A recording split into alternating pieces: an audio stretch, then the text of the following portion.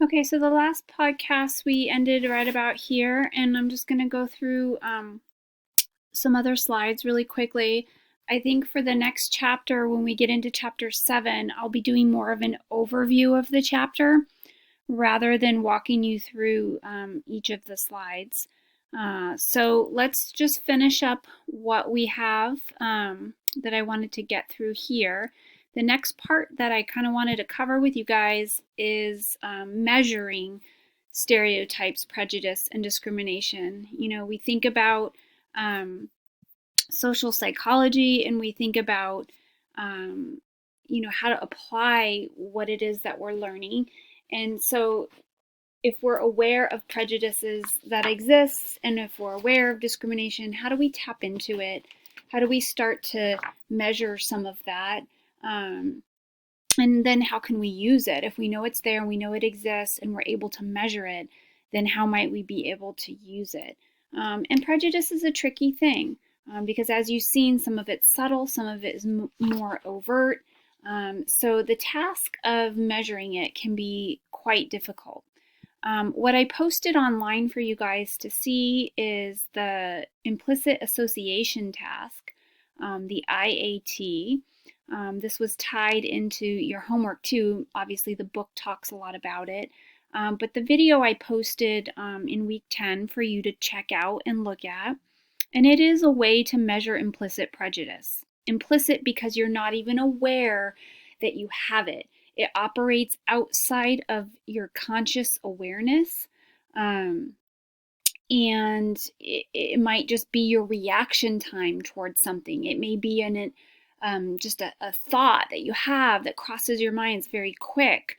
It may be something that you just aren't even aware that is sort of lying under the surface, as Freud would say, in that kind of unconscious reservoir that he would argue is so huge. And I think we're finding that it is when it comes to messages we've received over our lifetime about race in particular have been so many and so varied, and they kind of all kind of go into the pot of what becomes this big sort of dish of experiences that dictate then how we act and how we might treat other people. So the IAT is designed to measure response time of a person responding to images that they see on a screen and matching those images to concepts of good or bad with race, black or white, and other different adjectives that might describe the face that they're seeing. So, what we tend to see happen is that people will unconsciously, sort of in their subconscious, I guess you could say, associate people of another race with undesirable characteristics. Um, and this happens sort of across the board. Students are shown different pictures of different faces, positive or negative words are presented, and then it looks at how long it takes them, the time it takes to pair a word with a face, and they measure that time. And the findings show that people tend to have implicit negative stereotypes about those who are different than themselves. So this was just a study done by Dateline from the researchers that created this test. But we see this too in the video games that people are playing. We see that violent video games can set the stage for priming us. Remember, we talked about priming to be more reactive in ways that we wouldn't normally, to be a little more aggressive, to shoot at particular targets that we get a sense of being good or bad just based on what they look like. Um, so studies have definitely taken it up to the next level and used video games as a way to reveal subtle, even covert racism that can be related to stereotypes of ethnic minorities. Black or Hispanic individuals tend to get shot at more in these video games, even when they're not, say, the suspect in the game. So we see that it very much operates at that level. So where overt prejudice has waned, has gone away a little bit, subtle prejudice still lingers, and we know that because we can measure it via devices like the IAT. So we're tapping in there to implicit prejudice, which operates outside conscious awareness. The explicit prejudice, the in-your-face kind of prejudice, has been minimized because it's not popular. It's not PC. It's not okay. It's against the law, even in some circumstances. So where that has gone away, the implicit underlying attitudes haven't necessarily, and some of those may be impossible to control. You'll see on the IAT video of a teacher talking about yeah, I had a hard time matching up the faces with the words. I didn't think I would, but my response time shows that I did. And she said, I hope that I don't carry that into the classroom with me. I try to be very unbiased in how I teach my students, but the test revealed that she had some bias. It revealed that many people had biases towards their own race, meaning that they had sort of underlying ideas about people who were another race. Well, how do those ideas affect us, right? That's kind of the golden question. So what are the sources of stereotyping and prejudice? We look at theories to help explain where these come from. Social learning theory, as we've learned about throughout the class, would say that, it's your environment, it's your parents, it's your peers, it's your classmates, it's your teachers. It's also your personality, which is derived greatly from just your environment. I mean, it might not be biological factors, but definitely, to say the biological factors aren't playing a role is not correct. But environment is a big part of it, and just how that shapes your personality. We're all born given a certain set of DNA that we might gravitate towards certain personality types, but that can be shaped. And so what we see happening is there are different personalities that are sort of primed for, this social learning view of prejudice and racism. It could be contributed to by our upbringing. So in authoritarian personalities, you learn in developmental psych, authoritarians very dictator-like what I say goes, favors obedience, looks at oneself as higher above other people. And so that kind of personality can often be at the core of someone who is very prejudiced or racist, can be thinking in that manner of a way. So that's social learning theory. Cognitive factors are also present. If we think about cognition and what our thoughts are, we tend to favor our in-group. And the Robbers Cave experiment that was talked about in your book, you'll read about Sharif's Robbers Cave, showed that boys at a camp even became sort of discriminatory against one another, and they favored their own group. And they were all the same. They had many aspects that they weren't different races necessarily. They all came from similar backgrounds, but they were pitted against one another. And that could lead to discriminatory behavior. So it's that whole us versus them mentality, the we and the they, and our in-group versus our out-group.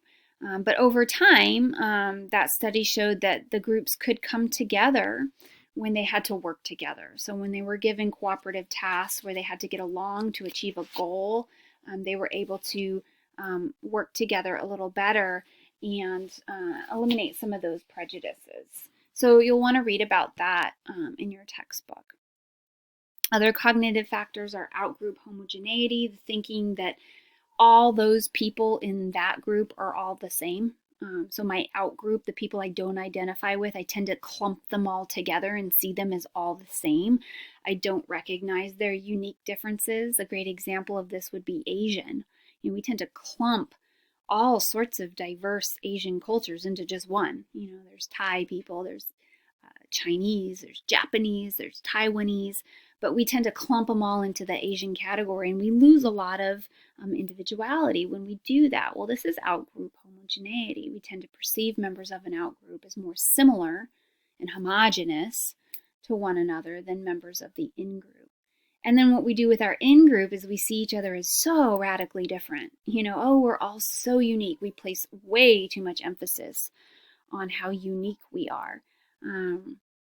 And when the in-group actually sees itself as really like one another, that's in-group homogeneity. And that often happens in minority groups who have to band together and stick together.